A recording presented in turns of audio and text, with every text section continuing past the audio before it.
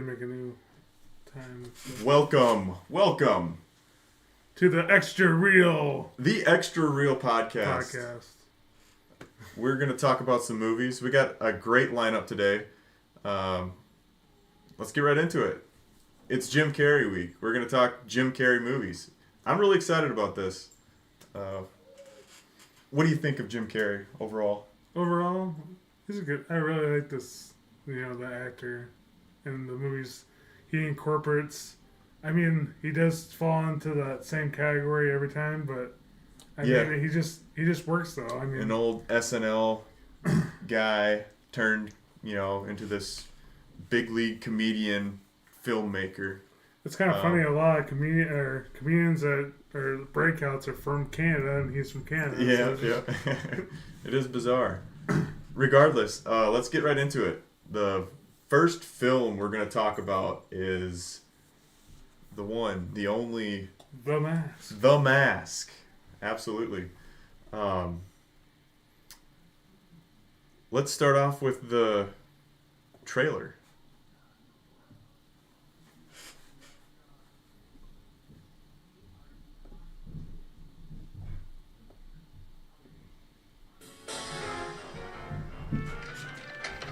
This is the story of Stanley Ipkiss. Stanley, you are the nicest guy.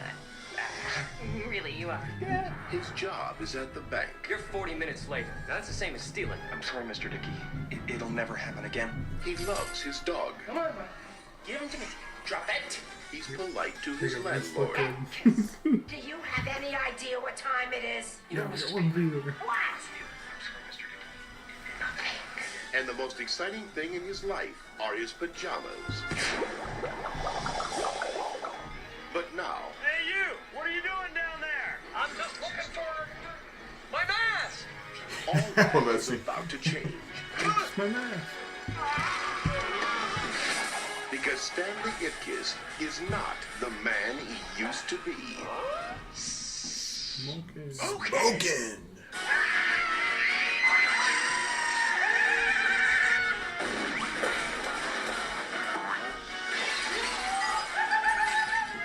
It's like it brings your innermost desires to life. You become some sort of love-crazy wild man. I want him here tomorrow, alive. You have to ask yourself one question. Do I feel lucky? Well, do you? Do you? Punk. I like the Jim Carrey is bang flag that comes out. Ross Dawn from The Joker. Yeah. the Mask. Ooh, Somebody stop me.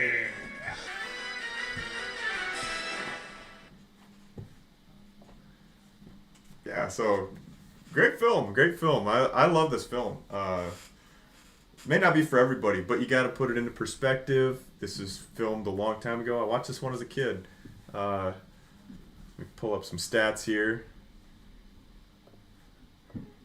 So 1994 had a budget of supposedly 18 to 23 million. So a blockbuster, let's say. It came out with incredible popularity, grossed over 351 million. So they made a killing off this. I'd have to agree with that assessment alone. I mean, it was a good film. Some of the CGI, though, by today's standards, is pretty subpar. I mean, it's better than some other ones, though. Absolutely, at that time, I'm sure. absolutely, and I agree with that. I think for the time, though, it was Good. Oh, really yeah. good. It was really good. Like the CGI, the scene where he's like pulling his legs and stretching, the stretching of limbs. You can kind of compare it to Space Jam. You remember when the final scene where he's stretching out, and it was geared more for like a cartoon, but this one is. I think this one's supposed to be kind of cartoony. Yeah, it is kind of cartoony, but I like how this one, the CGI went with more of like the realistic aspect instead of like the comic book, cartoony style. Still had that cartoony style, just more realistic. Yeah. I understand. So what are some scenes that stood up to you, would you say, from the film? When he first gets the mask, and then when he first looks at it like, what is this? What am I actually looking at here? And then when he does meet, well, I think he meets the girl before he gets the mask, but when he first meets, he's at the bank. Diaz. Cameron Diaz comes in. He was working at the bank, and she comes in wanting to open an account, which is kind of strange because there were some scenes in there where that mafia boss guy, they were talking at one point. So I mean, he was in that club that she was working at, and that always threw me for a loop. I mean, they try to get that. Oh, she's going to be a bad girl almost. They don't show that at first. Yeah, they don't show that at first. Yeah, but you kind of suspect, wow, she's going to be like screwing Stanley Ipkiss over because she's working with that mafia dude. Yeah, later on. What's his name? I can't remember his name. Tony, I think it was, or something like that. Tyrell or something. No, that was the other guy. No, Tyrell. Oh, it was Tyrell. Yeah, it was Tyrell. At the Coco Bongo. I love saying that. Coco Bongo. Coco Bongo. Some of that other actor, he had some really good scenes as well, where he would like talk with Stanley. He's like, "We're gonna go to the Coco Bongo Club. I got 2 tickets. Yeah, you and me." And he just said it perfectly to be like this sleazy little Coco Bongo attendee. Well, that was like his best friend in that movie, kind of. Yeah, they were friends. Yeah, he was trying to give him relationship advice with all the girls that were coming. And I like the way they portray the mask as like this hopeless romantic, right? But he kind of gets more and more confident as time goes on. Like that first girl that he runs into at the bank, she's like, "Oh, I really want to bring my friends to that show. Can we just have all the tickets?" And he's like, "Well, they're sold out. I can't get any more." Well, no, first, I think he wanted to ask her out type thing. Well, yeah, but he was kind of a pushover at the beginning. And so then he only had 2 tickets. Yeah, exactly. And the girl's like, "Well, can you get one for my friend?" And then that's when he's like, "Just go ahead and take both." Yeah. And then that's when his friend comes over and is like, That was pathetic. Yeah. And then, great part of the build-up in this movie. Oh, yeah, he's like, Ipkiss is one of those guys that's wanting to do what he thinks is right, but then he's not selfish at all. Yeah. Well, he's portrayed more of like a pushover at the beginning, almost. Just with that scene alone, he's like, "Okay, I'll give you my tickets so you can go with your friends, even though I bought these suckers to go with you together somehow," you know. Well, I think that's what that seems like that lady kind of wanted, though, you know. Yeah. I'm gonna fast forward to one of my favorite scenes. It's bypassing a lot of the plot to really talk about, but when he is the mask and that police officer first catches him, he's on the bench with Cameron Diaz, and then he goes, "Stanley Ipkiss, freeze!" And he jumps off the bench and freezes, like the cartoony little... Yeah. And my favorite line of the movie is, "All right, what does he exactly say?" But he's like, "Put your hands up, you're under arrest." "But you told me to freeze!" That was one of my favorite scenes of the film. It was such a short part, but I don't know. All the little cartoony parts were really good for me, too. Well, I think that was just a childhood thing, you know, like, it just sticks out in your head, because, like you said, it's more of that cartoony, and as a kid, you know, that's what you remember. So. Yep. I don't know if we want to talk about the plot some more. Well, basically, it's about a guy that's a pushover. Yep. And he gets pushed over throughout the whole beginning of the movie. First, he meets that girl, tries to ask her out. Well, my friend wants to go. Then his car, like, takes a shit. So he takes it to a mechanic. The mechanics are screwing him over. And all he wanted was an oil change. Yep. And then the mechanics are sitting there, like, taking everything. We're taking everything. What do you think this is? About $800. And then he goes, "Well, what's this all going to cost me?" Or he was. We haven't wrote that down. We haven't put that down. What? Like, yeah. But that was one of my favorite. But that was one of my favorite parts because guess what? He comes back with the mask on and just lays down on everybody. He's like, "Hey, I got the mask." That is not why it's my favorite part. Okay, what do you got? So if you really pay attention, that's inside the firehouse of Ghostbusters. Oh, sure. So that's why it's my favorite part. No, that is good. That's good lore there as far as like movie crossovers. Yeah, that's pretty cool. So he finds this mask and first he thinks it's a dead or someone jumped off the bridge. Yeah. And so he's like, I'll go save you, and then because he's selfish, and he jumps in after this. Selfless. Or selfless, you know what I meant. Yeah. And then he comes yeah, go ahead, sorry. But anyways, and then he comes to find out that it's just a bunch of, I think it was like seaweed and, you know, a bunch of stuff put together. And then he finds that mask, and then that's when the cop pulls up and like, what are you doing down there? And he's trying to think of a, you know, good excuse, and he's like, I was trying to get my mask. Yeah, my mask. Yeah, that was a good part. I like that one too. What are you doing, dude? Are you being kind of weird? Oh, I was just finding my mask. Yeah, like, who the F would jump down off a bridge and get their mask? Like, the cop just had to be like, what a weirdo. I mean, this is a show full of spoilers, obviously, for those that haven't watched this film. To coincide with the end of the film where they jump off when he throws the mask. His friend does. Yeah. His friend jumps up after it, towards the end. Yeah. Trying to get that score. That. Well, because like you said, throughout the movie, he does start building his confidence and all this and that, and he doesn't. Towards the end, he doesn't even need the mask. He like beats up that so much Tyrone confidence. guy. It's like one of those things. You got so much, you know, confidence throughout the film. You actually kind of build up throughout. Like he really didn't need that mask all along, even though he thought he did. Or maybe it was just like a, you know, one of those things. Like even when he was wearing the mask, he still had like that mentality. Yep. Even after he took it off, like, well, the mask could do this. Yeah. That means I could probably do it. You know? I mean, they showed like some violence, obviously, in the film, but it was good versus Stanley evil, Ipkiss. Yeah, Stanley Ipkiss as the mask really never killed anybody. No, maybe he like hurt them in a way, I guess you could say, but never really killed anybody or hurt anybody that seriously, you would say. But he did do bad. He did rob from the bank. Yeah. Which where kind of he comes worked. back around in the plot of the story. I know. know. You know? Yeah. But like at this time, at that point, you're just like, is he a good guy or is he a bad guy? Yeah. Is the mask a good person or a bad person? He's just robbed a bank, you know? Yeah, like because they portray him as a hero, and then all of a sudden he robs a bank, and at that time you're just like, I thought he was a good guy. Like, why is he robbing a bank? Yeah. And that brings another one of my favorite parts is when he's stuffing the money in his closet when the cop shows up and wants to investigate him. I forget why he was going in the closet in the first place, but he opens the door, and then money that's when falls out, and he's like, "Oh crap!" Right as that happens, the cop's I think like that's trying to investigate. He's trying to probably get like a thing over his pajamas, probably.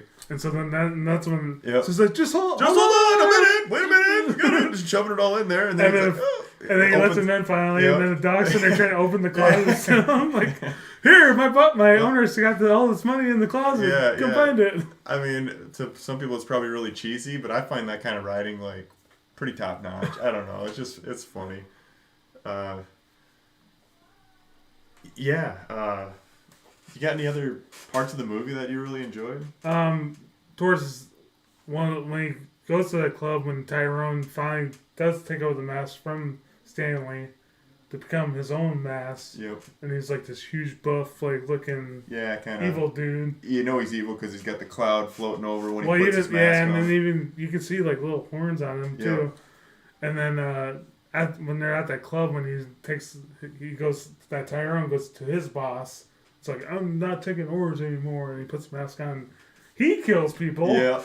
And that was like you were saying, that good versus evil type thing. Like Stanley Ipkiss as the mask was kind of this. How would he describes himself as happy-go-lucky, a hopeless romantic. Kind of living that. Well, even the girls in that movie kind of like, oh, you're so. I wish I'd met a guy like you.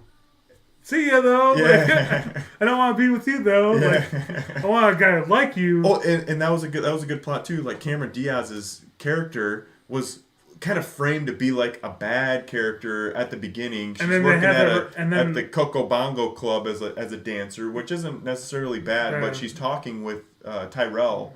Like he's associated with her in a way, and he's kind of framed as the bad guy. Exactly. And then the reporter, the reporter is a good girl. She's like, oh, she's really interested, but really all she's interested in is getting the story and the money involved with it. Yep. and ends up stealing the mask to give to Tyrell, which was kind of like, oh shit, that's when the plot kind of twisted. And which you really didn't see coming, really. no, you really don't. If you never watched the film before, I honestly, I wouldn't think I would have yeah. realized that. Because you had your suspicions, but they did a good job of hiding it. Oh, yeah.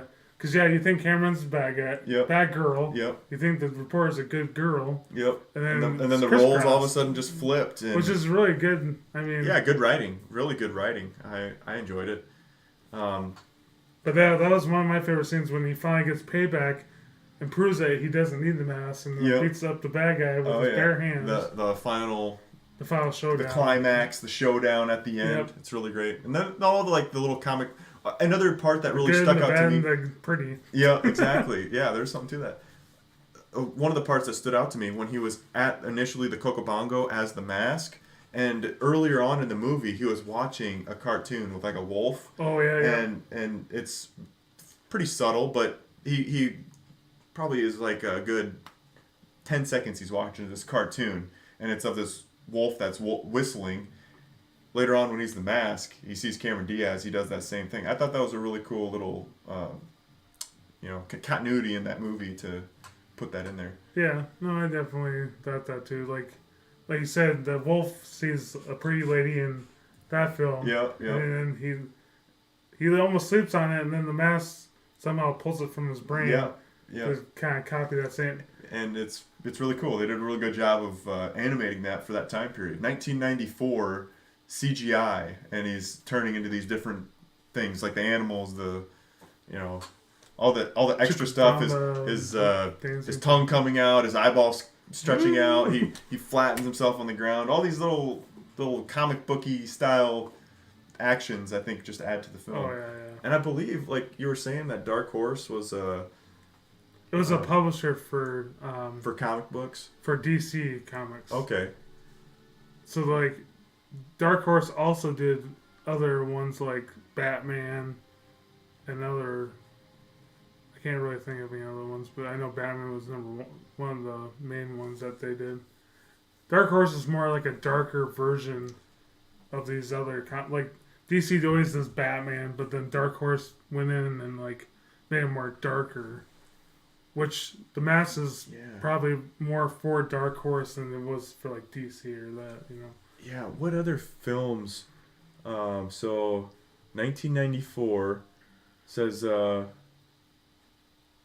Academy Award for Best Visual Effects, but it was nominated, but lost to Forrest Gump, which I could kind of agree with. But to put it in perspective, this is more based off of a comic book, so I think they did a good job of what they were trying to portray. You know what I mean? Like, it wasn't super realistic. And the CGI in Forrest Gump was framed as more realistic. There was no like cartoony animations. It was all like realistic, trying to portray explosions and other different things. Well, he means John Lennon and They put all the fake films in there. Yeah. Well, they put him in the fake film, but. So we're coming up on the 20-minute mark. We're gonna start with our ratings. We're doing a movie best reel. Out of 5 movie reels. reels. 5 is the best, and scales up from there. Like, you can go 0 up to the best is 5. So I'm gonna write it down here for our records. Just to recap, last week you gave Superbad a 3.5, Wolf of Wall Street a 4.5, and War Dogs a 3.2. I'll let you go first this time, and then I'll go first to the next film. I'm gonna give, but there's still some stuff to Mask. I feel like, even though it was a really good movie for what it did, I feel like there's still a little bit, just a little bit, that they could have did a little bit better work on. But I'd still give it like a 4 point. I'll go 8. 4.8. 4.8. Wow. That's a heavy rating. 4.8 out of 5 movie reels. I'm not gonna go as high as you just did. I gave Ace Ventura, which was another Jim Carrey film, a 4.5. I'm probably gonna stick with that rating for this film. I mean, Ace Ventura was just it's a different realm. It's kind of hard to pick one or the other.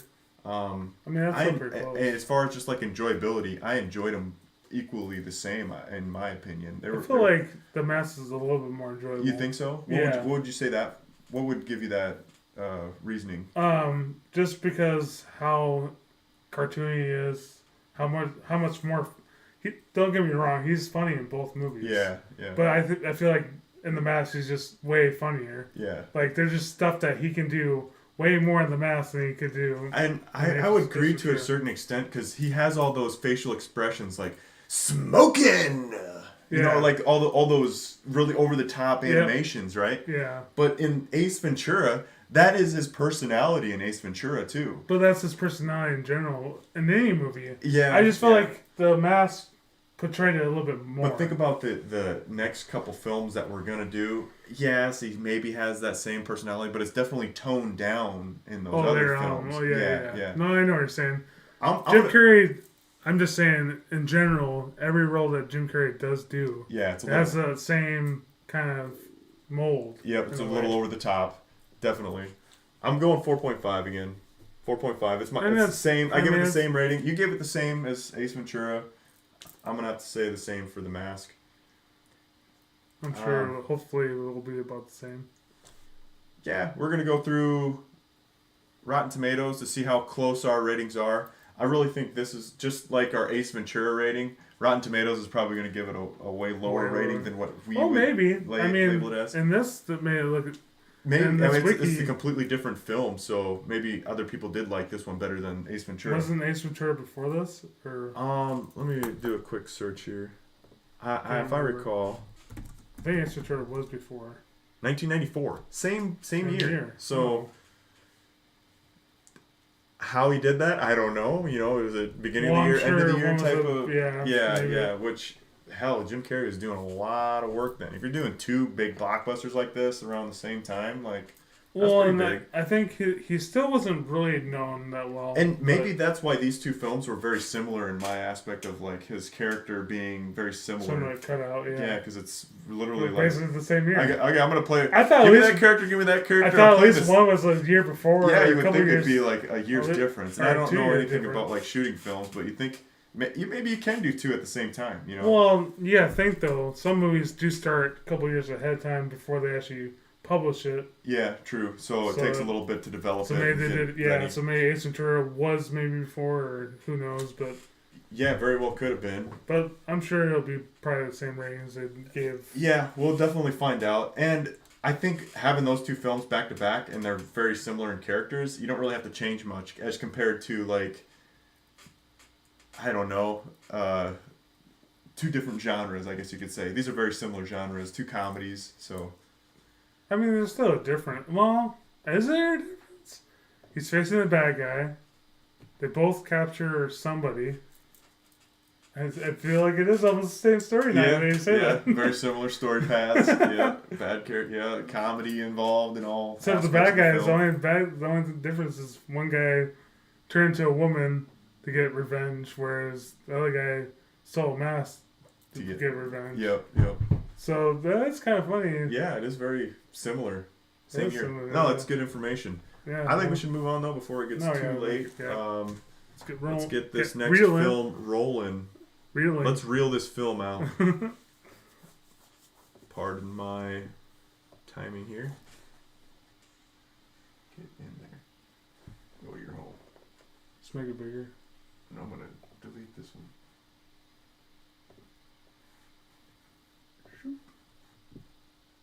Now is Liar Liar. Let's go. We're going to share what our parents do for work.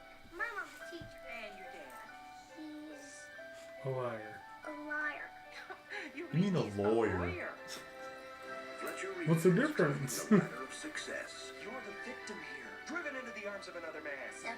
Yeah, whatever. One lie Tell him it's in the mail. I ran out of gas. You're losing a little weight. at a time. The true victim is my client. Put yourself in his shoes for a moment. You're walking from church when suddenly you encounter pouncing from the shadows. But what made him a successful lawyer? Your ex-wife called. I have to go to court this afternoon. Fletcher, it's his birthday. Also made him an unpredictable father. Said he was gonna be here, he promised. Until one day, his son decided to make an honest man out of him. I wish that for only one day Dad couldn't tell a lie. Is it good for you? I've had better. Now, Any change, mister? Absolutely. Could you spare some? Yes, I could. I can't lie! all he can do is tell the truth. Like the new dress? Whatever it takes to focus off your head. The whole truth. You know why I pulled you over? They changed lanes without signaling while running a red light and speeding! And nothing but the truth. It was me! Your wish came true. You mean you have to tell the truth? How we doing this morning, Consul? I'm a little upset about a bad sexual episode I had last night. From Universal Pictures and Imagine Entertainment, and the director of The Nutty Professor, Jim Carrey. Liar, liar. New in the building? Everybody's been real nice. Because of those big jokes. Great. Oh man. I remember in the movie, I thought he actually does say it. Oh, maybe they do, but they cut it out during the trailer. Yeah. Another great film. Price on it? Kelly Blue Yep. Book Price Advisor. Let me get this. Does it need Advertisement again for actually Right real now the podcast. advertisement. Don't mind that. All right. Let's talk about Liar Liar. Get right into it. I mean, the trailer says it all. A lot of the good parts are in the trailer, I would say. There are some parts that I would say are There's some pretty parts good that are, outside the trailer, but the trailer does nail a lot of them. Yeah, it does. What are your first impressions of this film? This is a trailer where you can watch, and actually, it is the film. Yeah, I would A agree. lot of trailers you think, There's it's got to gonna be get more mo- to it. There's got to be well, more this, to it. Yeah. this is gonna be an awesome movie, and you get there, and it's like, this is not an awesome movie. Yeah. My first impressions when I watched this film are it's absolutely hilarious and absolutely depressing at the same time. It was kind of a roller coaster of emotions. You have all these comedic parts where he can't lie, so he's saying all these things where it's just outrageous, but then there's also the aspect of he's a lawyer and he's, it's almost criminal what he was doing. He had this woman who was cheating with 7 different people, and he wanted. Her to get money. The worst part for me was when she wanted full custody of the kids at that point, just to and I collect think more that's money. yeah, that's where It's he like, I already realized- won half your money, but. Well, he even says though, like, but you already have a lot of money. Like, I just won you a bunch of money. Yeah. And now you want more? Yeah, that was. And then that she's was a like, huge part yeah, of the now I film. want full custody of the kids too. And you're gonna take his kids away from him? Yeah. Even he felt like And they did a good job of portraying it like really sad, because then the dad goes up and he's like, I really screwed up. I'll be there for you kids. Like, oh shit, he's just like trying to keep his kids in his life. Oh well, I felt like that dad did. but- I thought you meant when it's like Jim Carrey's character actually goes up to the judge and like, I screwed up. Can we like reverse this ruling? Somehow, because he really felt bad for the dad, because he realized how much time and effort this dad was actually trying to get with his kids. Yeah, and that was a good. And That was the best writing part of the film, because they Yep. portrayed that sad part, and he's kind of neglecting his kid in the way for his career Yeah. to progress, And and this then dad- finally, spoiler alert, realizes that, man, I need to spend more time with my kids. Like, Or my some kid. messed up crap I've been doing in the Justice law, system. the justice system environment, and need to change my ways a little bit, which is a good moral to the story a little bit. I mean, I kind of agree with it. Spend more time with the kids. It's good. But back to the comedy parts, man. Great comedy. I did like how he felt like he had to lie to win court cases. Yep. And then he learns that if he really puts his mind to it, really figures out, like, he won that girl the case, but truthfully, but he hated the way he did after the fact, because he saw how the dad was reacting to the kids, and then she was trying to get full custody, and even pulling away from get away from Daddy. You can't go by Daddy. Yeah. And then that's when That's the big realization that I messed up. I'm with my kid alone. Yeah. Well, with this guy. court case and with my own child. Family, yeah. My own family. Yeah. But yeah, let's go talk about. Let's talk about the comedy parts. Yeah, enough of the sad stuff. Yeah. What was your favorite part of this film? One of my favorite parts was when he first finds out he can't lie, and he takes a blue pen and he's like trying to say red, and he gets so frustrated. He's sitting there writing blue, blue, blue, blue, and he comes out of the office and just covered in words that say blue. He's like, I can't say red. And then his I forget, assistant or what is it called, secretary, and she's just like, what? I can't lie. That's good. And then she asked him a certain thing, and then I think it was something about pay raise, because one of his other people gave his assistant a pay raise. Yeah. It's like, well, when this person got a pay raise and blah blah, and I asked for one, was it because of this reason? And he was like, no, that was a complete lie. And then so I'm like, I quit. He's laying everything out there. I think that's the best part. Like, yeah, sure, it was kind of funny when he was lying about stuff, and yeah, blah blah blah. Those lies set the stage for the comedic parts that later fell in line. I like that. That was great. Yeah, That to me was what made the film. Just those parts where he was just like lying. Like he's got the homeless guy there, and he's like, "Can you spare some change?" Yeah, but I'm kind of a cheap ass. Or like when he was doing the naughty with the one girl. Yeah. Was that good? I've had better. I've had better. Yeah, that's pretty good. Or like when he's at a court and he's trying to think of a way to not be able to be in court, and he goes in the bathroom, starts beating himself up. I was gonna say that. That's my favorite part of the film. That's probably one of my other favorite parts. That's my favorite part, where he's trying to delay. He's gonna beat himself up so he could give himself a little more time to solve this court case, and maybe he can get his son to get him to lie again. And the guy walks in. And he walks in, and he's like, "What the heck? What the heck happened?" And the best part was, "Well, can you continue?" And he's like, "No, yes." No, the best part is when he's sitting there beating himself up. The guy walks in. Yes, that's and he's like, What the heck are you doing? doing? He's like, what do you think I'm doing? I'm kicking my ass. Do you mind? Yeah, do you mind? The guy's just like, you're crazy, and left.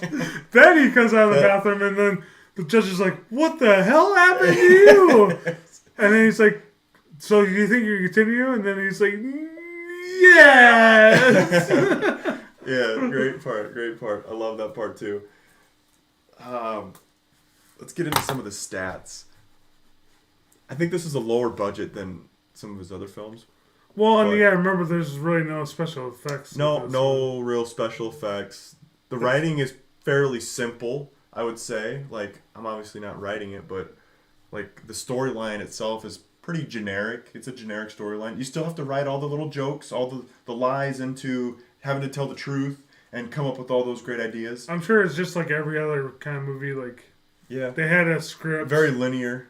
And it was, kind of linear, and they probably squeezed some stuff in or changed. There's not really any thinking you have to do, which I think is great for this kind of film. Well, you gotta remember just too, following along and taking the jokes. As even when they hire an actor, they kind of still have to like figure out what this character would do with that actor. Yeah. So I don't know if they had Jim Carrey lined up the whole entire time, which I'm sure they probably did. But you know what I'm saying? Like, yep. Every movie they don't know who they're gonna get until they come on scene. So this is pretty shocking to me. Just on reading this, $45 million was the budget. Oh, that is kind of fairly high for what I was expecting. Well, yeah, when you talk about all these other films, but I remember they had a jet. Yeah, like the cars, all the production involved. Yeah, there was probably the a jet lot more. That plane was probably the most out of the whole thing. Yeah. I don't know. I didn't think it was that high either. I didn't think it would have been that high, given like everything is more realistic, pretty realistic, and you don't basic. Really like it's all jokes. It's all liar jokes. Like that's all it is. There's no CGI. $45 million. Came out in 1997, so 3 years after Ace Ventura and The Mask. Made a killing. $302 million off of a $45 million budget. That's astronomical. That's not good at all. That was terrible. I can't believe it. How'd they do that? Fletcher Reed is the guy's name. Yeah. Fletcher, yeah. He did a good job of playing him. Not as over the top as the other films, I would say.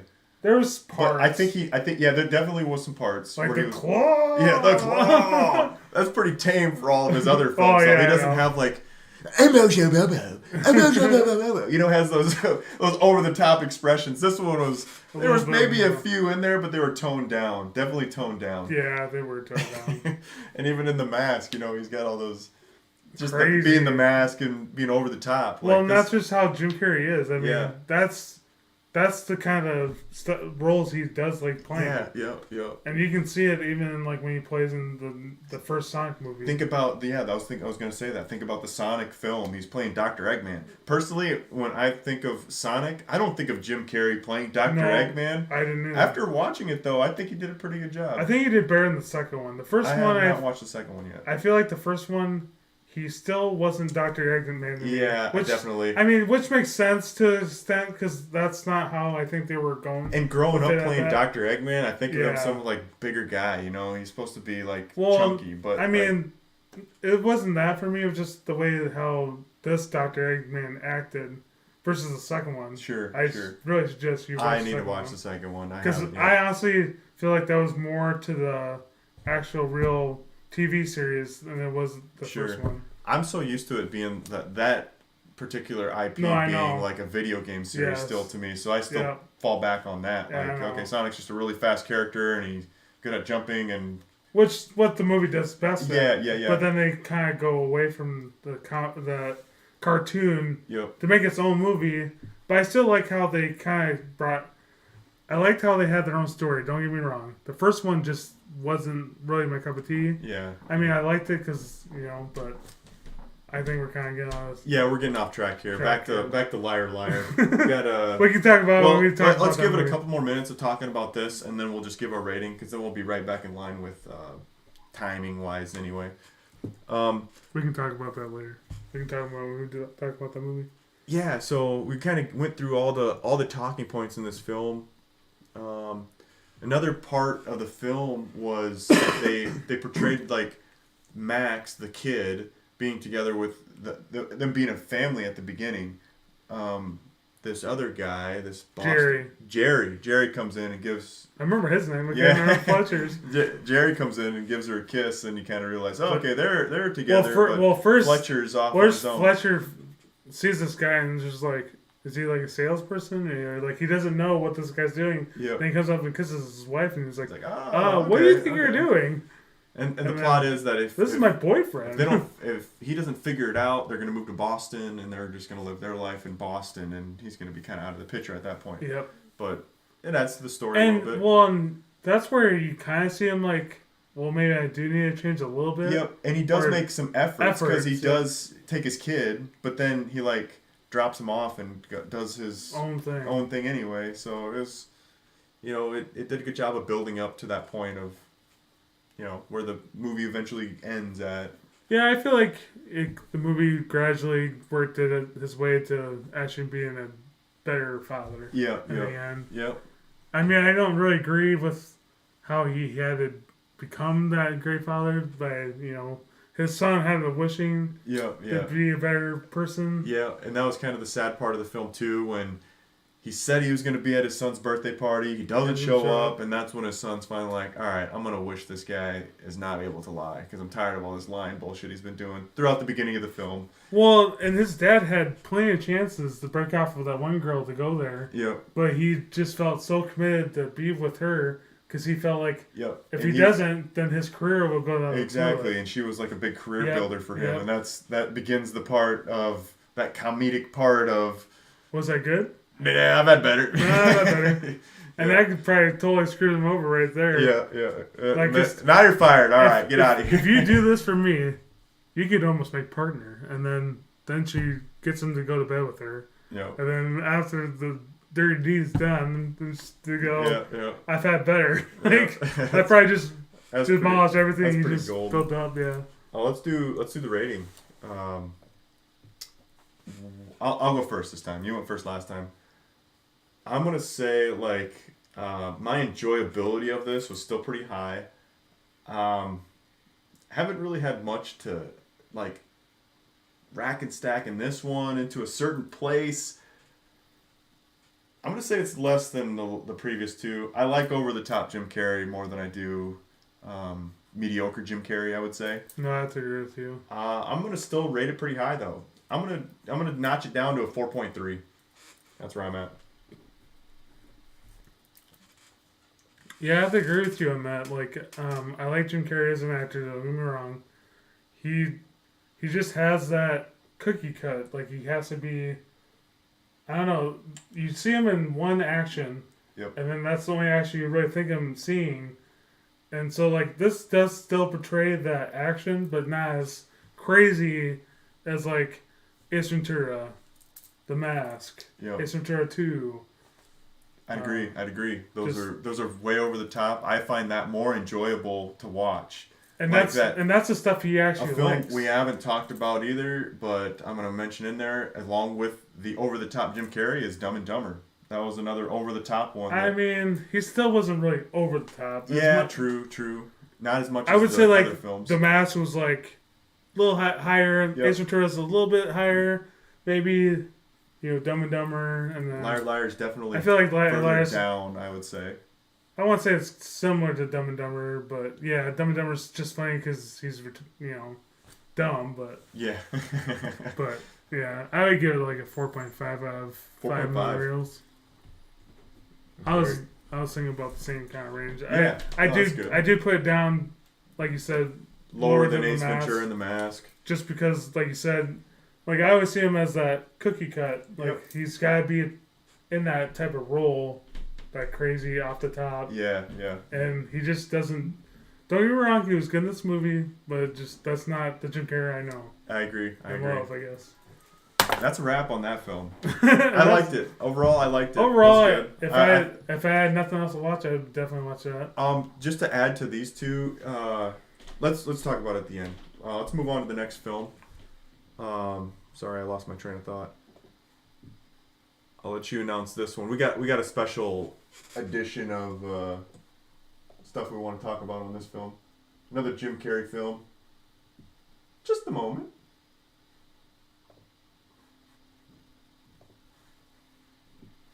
Blow this sucker up. And I'm gonna quickly adjust the sound here just so we can talk and watch the trailer. Watch the trailer at the same time. So, audio input, but I don't want it to be overpowering. What if we just crank this sucker down a little bit here? So it's still playing, and it's not going to shoot over the mic. Let's enter our next reel, The Truman Show. Comments are still headed. Yeah, let's do one of those. Coming to you now from the largest studio ever constructed, it's The Truman Show! Yeah! Good morning! Good morning. Oh, and in case I don't see you, good afternoon, good evening, and good night. What if? No scripts, no cue cards. Morning, Spencer. How's it going? What if you were watched every moment of your life? How many cameras you got there in that town? 5,000. I believe Truman is the first child to have been legally adopted by a corporation. That's correct. Brilliant. What if everyone you knew was pretending? Hi, honey. Look what I got at the checkout. Dishwasher safe. That's amazing. What if your world was make-believe? Cue the sun. While the world he inhabits is counterfeit. I'm not allowed to talk to you. That's how I look. Not your type. There's nothing fake about Truman himself. What if you didn't know it? Until that's the big plot twist there. A lot of strange things have been happening. Stand by ring cam. Is he looking at us? Does he think he knows? I think I'm mixed up in something big. We accept the reality with which we're presented. Everybody's pretending, Truman. Get out of here. Come and find me. Truman? Truman! Anything happen? No. You may find yourself in another part of the world. Feels like the whole world revolves around me. Everybody seems to be in on it. I'm going away for a while. You may tell yourself, this is not my beautiful wife. You may ask yourself, how did I get here? I'm not in the last thing that I would ever do is lie to you. Fade up music. That's our hero shot. He's gone. Okay? Yes! Wanna do it again? No! Find out. Truman, where are you going? You can do it. How do we stop him? Give me some lightning. Is that the best you can do? Cut transmission. I like your pen. I was wondering that myself. Jim Carrey. The Truman Show. Watch what happens.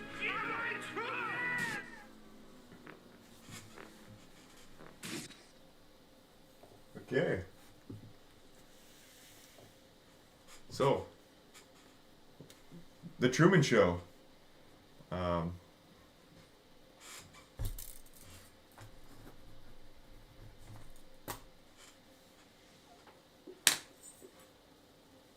Let's start off with the plot. I love this movie.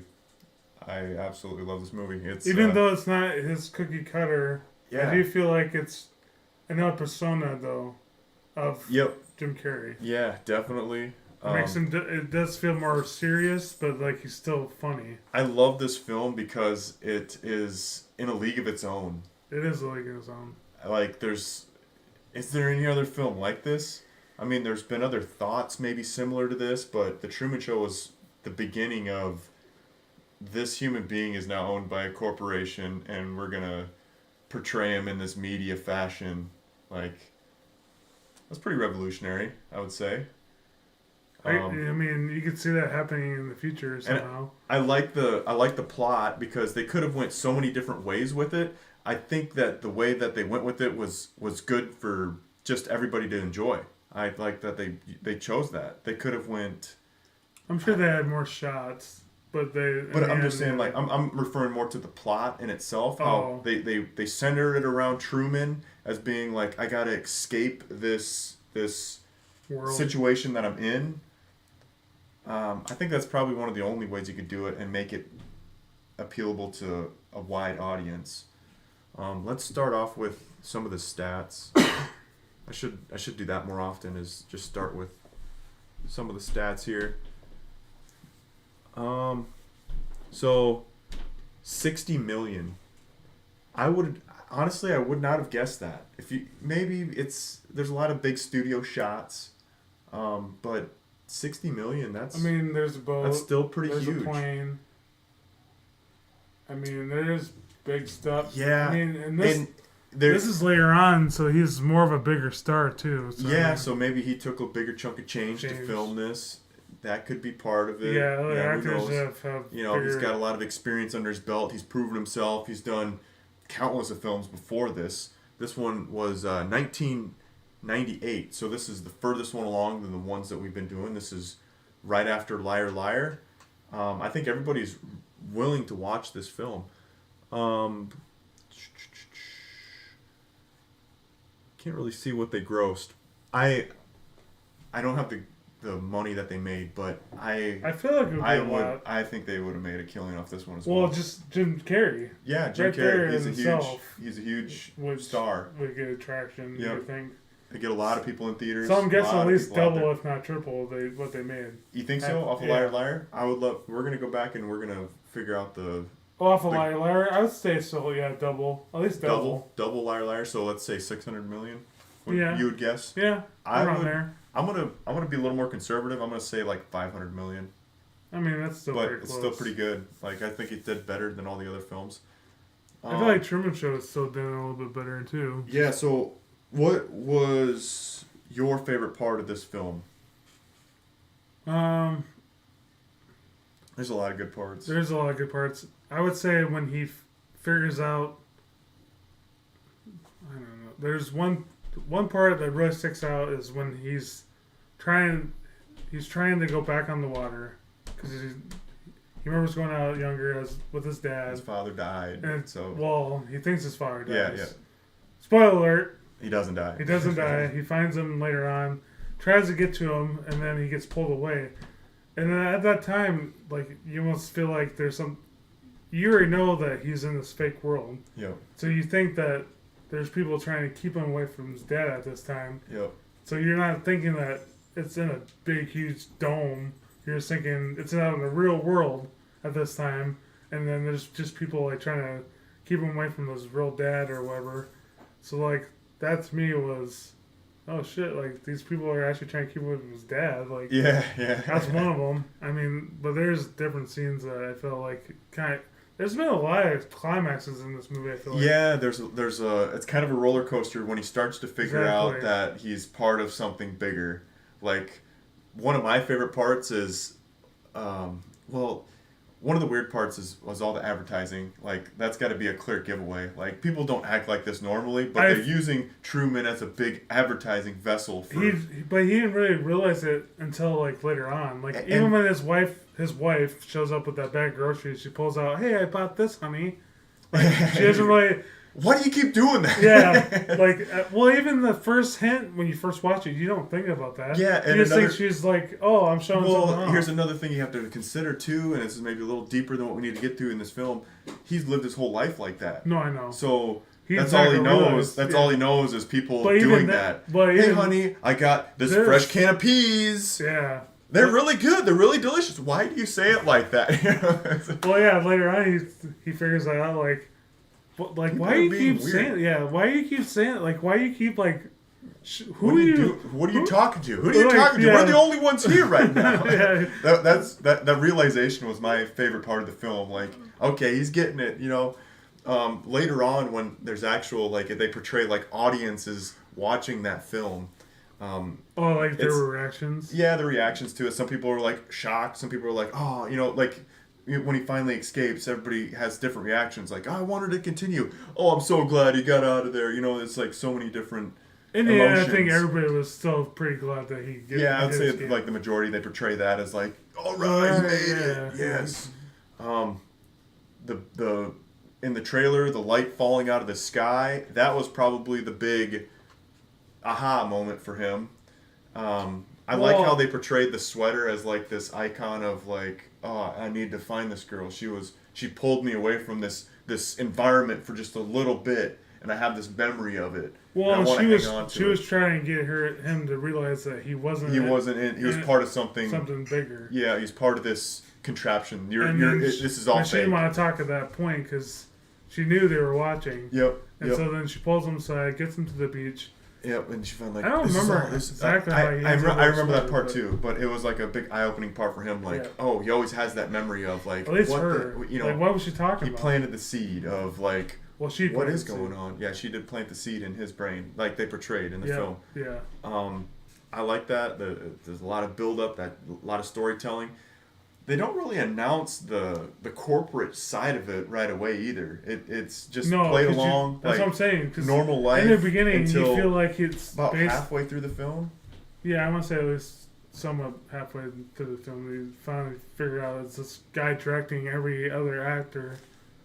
Yeah, and that was another bizarre part. Everybody in there is an actor. They're all staged to cross away over here, drive your car over here. Like, everything is all staged around this one character. But even then, you gotta think, like, these actors, they're living their life too, in Truman's world. Like, that is so bizarre. Could you take yourself out of your life? Yeah, that's a full-time job. You would think if you're, like, portraying 24/7. Yeah, exactly. Especially if you're Truman's wife. You're the wife of Truman. The actual show is based off of. You got to commit your life to that. Yeah, you're committing your life. Yeah, I mean, at least every other character could probably sneak out in the middle of the night or something. You know, but even then, that's like, you know, what? At least a half. You know, beginning of the day.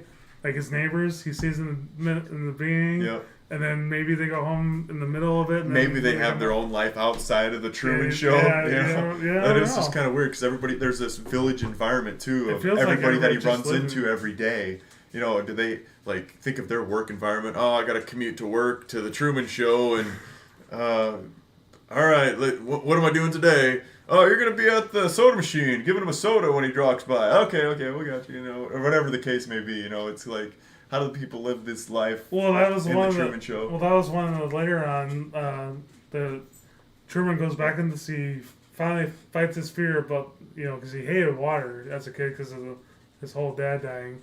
And so then they don't know where he is. He escaped from his house. He goes on the water, and they're like, we gotta get him. And then there's people on the ship. They're like, well, go out to sea and get him. And they're like, I don't know how to work these things. That was a good part. I like that too. We're just actors. We don't operate boats. We're just pretending. Yeah, we just pretend to operate One of my boats. favorite parts is like the big parts for me were his trying to escape parts were just really really well put together. Like my favorite one was like how like you get this build up. How are they gonna get it when he gets on the bus? He's trying to get to Fiji. How are they going to portray like this isn't going to work? So how are they going to stop him? And they literally just sit there like, oh shit, the bus broke down. Okay, I guess everybody off. Well, just like all of a sudden the smoke comes out of the engine out of nowhere. It was just working 2 seconds ago. And that's still at the beginning too. Like you're just like, well, that's a big coincidence. Like So you're still like even yourself. You're like Truman trying to figure out like.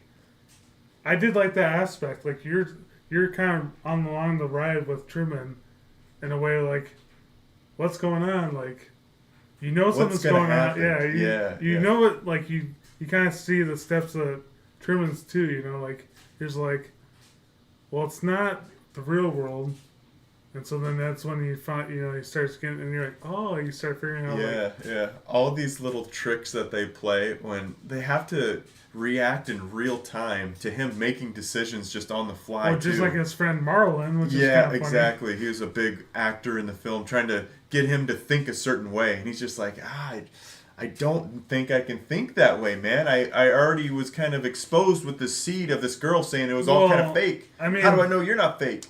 Well, I mean, and he doesn't really think that right away either. Not right away. Yeah, Marlon kind of sets him in that tone like.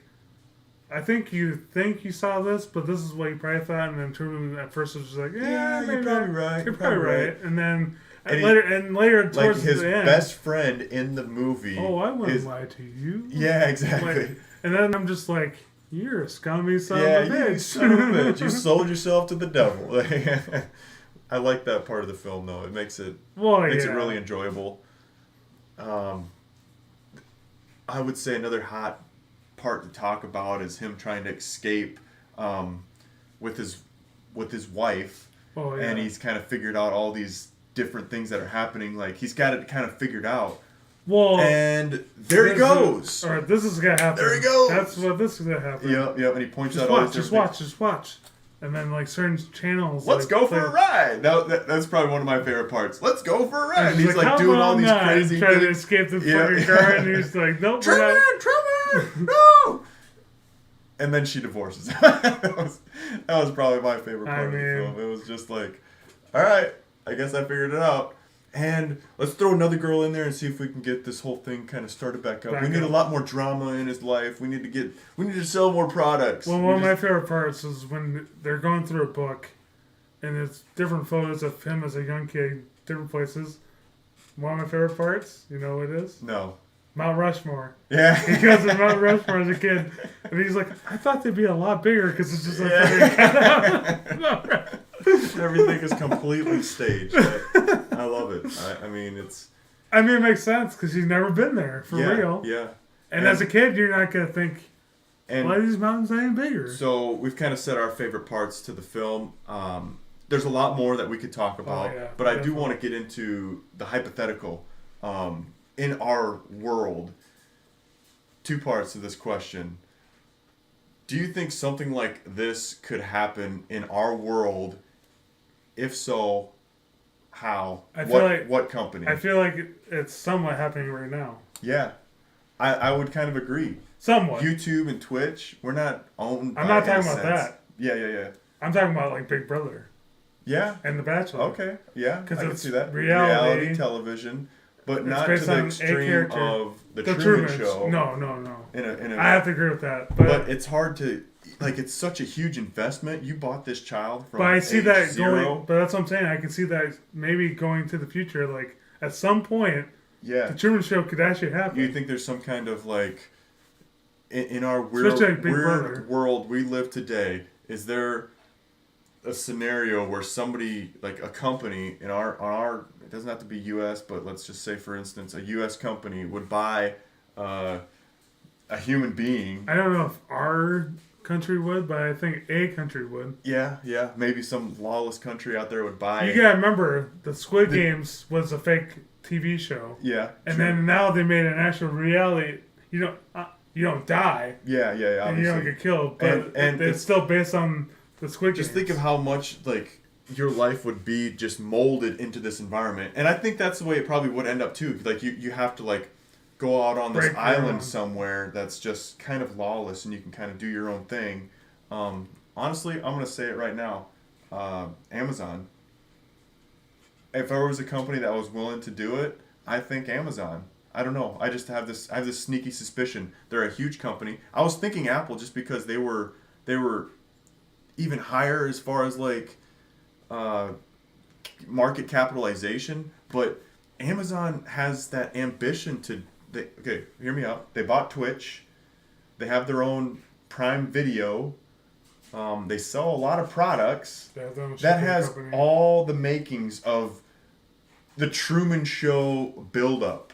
You know what I'm saying? Like if I were to put a company that would do something like the Truman Show, I would have to say Amazon. It has it all. We want to market all our shit that we're selling. We have a platform to do it on. And if you want to tune in after the fact, we got videos on demand. And we have our own premiere videos. Yeah, yeah. So they have, I mean, hypothetical. That's what I was thinking when we were first talking about this. No, I was thinking like Big Brother and. What? No. I'm gonna concede. Would it ever happen? I'm gonna say no. Especially not here in the United States. We have.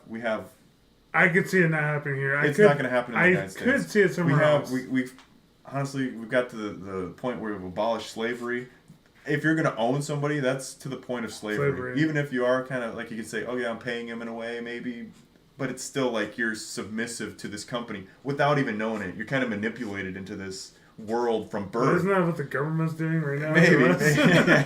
Making us work so we have to pay them. Maybe, and but controlling us in a way. But to get onto the Truman Show, it's like you're molding this kid into this marketable piece for all your products. I don't know. But even then, I think Truman doesn't really ever market anything. Yeah, he doesn't. But people are still tuning in. Like that's how people are tuning in because he is this bigger than life show. Well, and they have all the little drama pieces in there to kind of facilitate this. Well, much like Survivor and all the Big Brother and all the reality shows where they have to facilitate drama. That's what they're doing in the Truman Show. They're getting all this drama going. But I'm saying, like, in Survivor, they don't show abs. Whereas, like, in Truman Show, they're like... Not in the show, but... Look at my thing. Here's a word after our sponsor. That's kind of like what they're doing. Yeah, that's true. Yeah, we're just now meeting the threshold. We're about 3 minutes over the hour, but we can go ahead and do our rating. You want to go first this time since I went first? I don't care. I like the story a little bit better just because, like you said, it's a different beast. Than Liar Liar?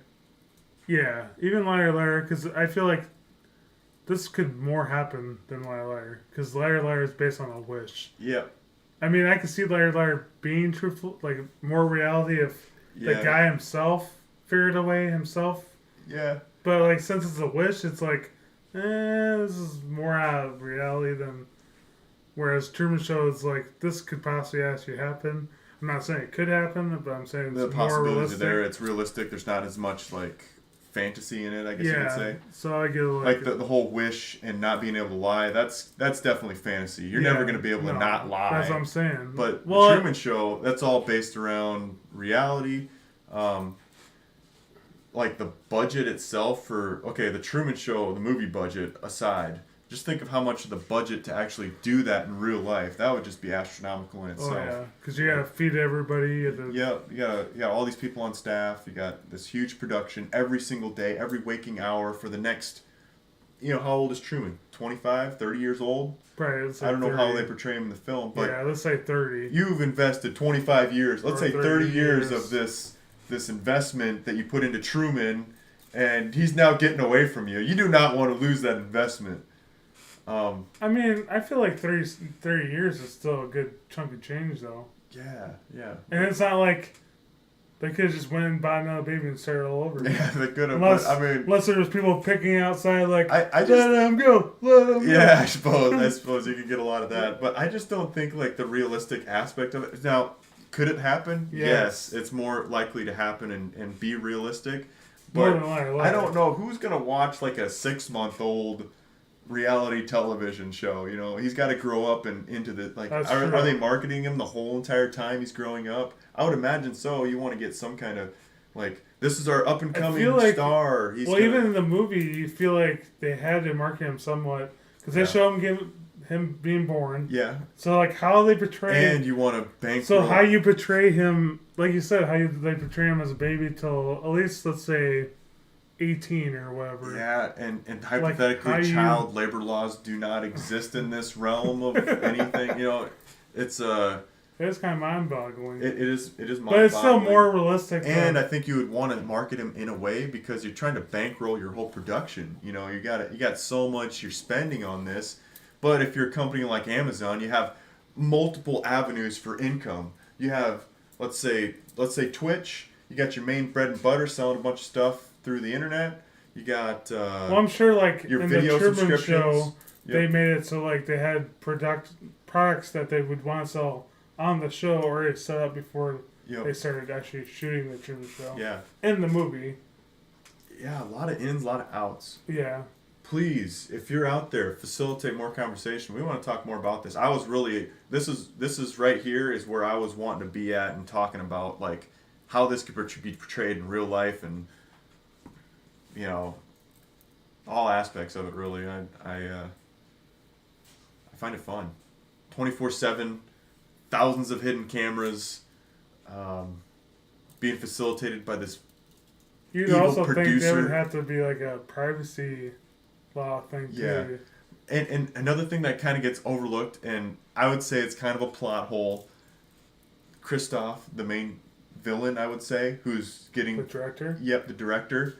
I would think they would want to portray Truman a little younger because for 25 or 30 years, who was the director during that time before? Did Christoph fill in for somebody later on? Christoph still looks pretty old, though. Yeah, he is definitely older. When did he start? Did he start in his 20s and now he's in his 50s?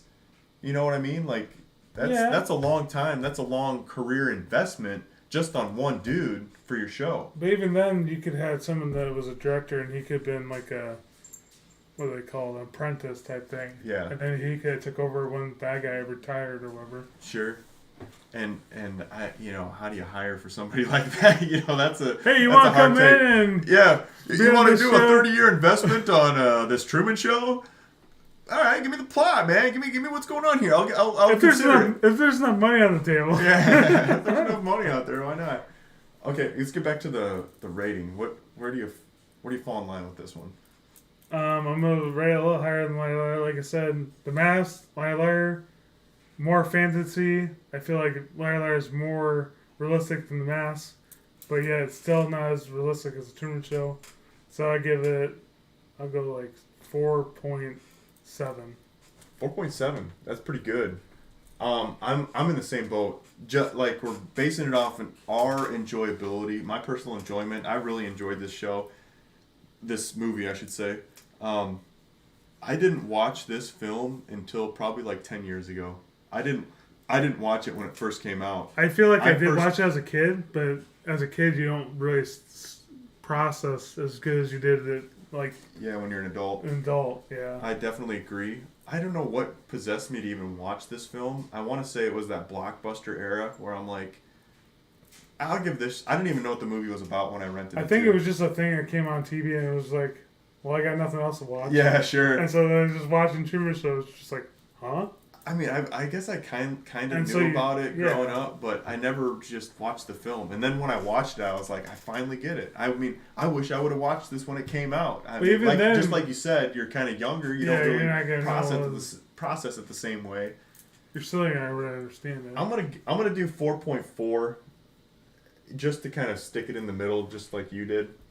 I think it's better than Liar Liar as well. I enjoyed it better. The comedy really wasn't there, but I just enjoyed the plot. I really enjoyed going through that. His character was more realistic. Yeah, more realistic. Definitely more toned down. Like there was parts that he where was pretty crazy. Though. Yeah, I agree, but it was still no Ace Ventura mask type of character. No, still not that crazy. But I did like that one part when he goes in with Marlon and he's in like asking questions, and then he just glimpses in the back of his eye. He sees like these people in the background, like in like headphones and speaker and that with a fake wall there. And he's like, "Oh, I see that," and then they're like, "Oh, no, you don't. Yeah. You don't see that. You didn't see anything. You didn't see anything." I feel like they could have portrayed something. If they want to go unrealistic with it, do like a Men in Black little nebulizer thing or whatever it is. You know what I mean? Like you got to you'd almost have to like, what's the? I know it's not the right word, but I like using it. What do they call it? You remember Total Recall? Yeah. What do they call that? I don't remember. God, it's gonna bug the hell out of me. Brainwashed. Brainwash. Nebulizer? No. I don't know, I'm blanking. I'm blanking too. Just look up Total Recall refresh memory or something. I don't know. I'm gonna look for the word and then it's gonna come out. Lobotomy. Is that a word? Lobotomy sounds like something you would do to a dead body or something. Okay, never mind. Forget I said anything. Let's go on to I think it's gonna be my favorite part. We're gonna go to Rotten Tomatoes and compare it. It's probably you could probably easily compare it to 1 out of 10. We're 1 out of 5, so you kind of got to double the score that. I still feel like it's in a lot of the movies we picked. I felt like we were going to be either pretty on, which we were on some of them. Yeah, we were pretty close. And then all of a sudden, like some of the ones we thought would do better were in the worst category. Yeah, we kind of flip flopped on a couple of them. Like Ace Ventura, I thought that was going to be a lot higher. I guess a lot of other people didn't like that. Yeah. Let's go The Mask first. You go in order. Yeah, I'm just going to go in order. So there's a lot of Mask movies. The Mask, 1994. But we went to OG. Yep, this is the OG. 80% by the tomato meter. Audience gave it a lower score at 68%. So 80% would be 4 out of 5. So we went a little higher. I would say a lot higher than the tomato meter. Really. I mean, it's still like audience 80. score though was way lower than ours. I guess a lot of people didn't like The Mask. To each their own. I guess I could kind of see why people overall wouldn't like it, but that's not us. Yeah, I remember back then they didn't like that more craziness. Yeah, and it probably pushed boundaries too. Not every, a lot of people have different likes. I like, maybe some people like the love story. Maybe some people they just didn't like the story. Maybe I don't know. It's hard to say. They weren't into comic books. They don't like comic books. They're nerdy. I don't like it. I don't want to be associated with it. Terrible movie. I don't know. People have different opinions. Who knows? Well, yeah, I remember people back then were more like our parents. And yeah, I remember what they grew up was like more serious drama. There was no craziness like this at that time. Absolutely. Probably. Let's go Liar Liar. But I still feel like we were kind of dead on with the critics-ish. 68. That's no. Our 80%. That would be the equivalent of a 4 out of 5. Yeah, I mean we did go higher. We went way higher than that. But it's still, it's pretty close. The audience was 68, so that would have been closer to like a 3.5. Yeah. Which is whatever. I'm curious on this one, Liar Liar. A 83%, little higher. They're both higher. Audience liked it, and the tomato meter was higher. But you get, again, 83%. This is at a time where people were like more realistic, and Liar Liar is more realistic versus the Mask. They like to maybe relate a little more to the movie instead of it being total fiction. Yeah, where there is a wish, but other than that, everything else could be possible. Yeah, you could kind of put yourself in the shoes a little better throughout the film. Yeah, I'd agree. We scored closer. We definitely scored closer on that than we did The Mask. See, 4.3. That's equal to 86%. It was 83. Yours was closer to a 90. So little higher. We're a little higher than the tomato score. In the audience still. Yeah, a little higher. Good though. I mean, I think that's a good position. I mean, it's all our opinion anyway. So we'll go to the Truman Show.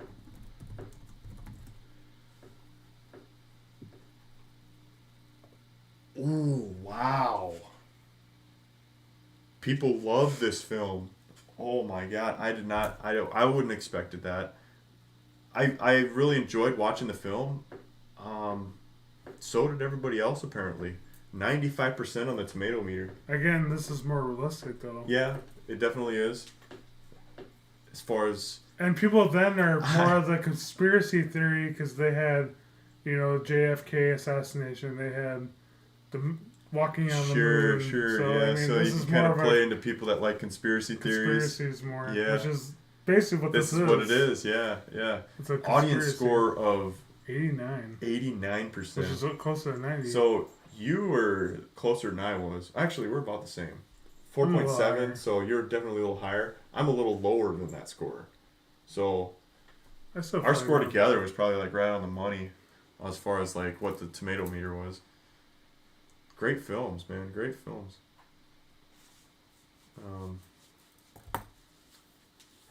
Should we give a little preview of what we're going to do next week or leave it as a cliffhanger? What do you think? I think we should leave it as a cliffhanger. Okay. Sure. I don't care. Well, for those... tune in next week. Yeah, tune in next week. The two of you that tuned in this week, please, I beg of you, tune in next week. We got a great show next week. We're going to try and incorporate maybe some dancing, maybe some entertainment. Putting too much up. Maybe a little bit more. Okay, maybe I am. I don't know. Maybe they'll figure it out. I kind of doubt it, but... All right, let's get out of here. All right. Well, we'll see you next week. See you next week.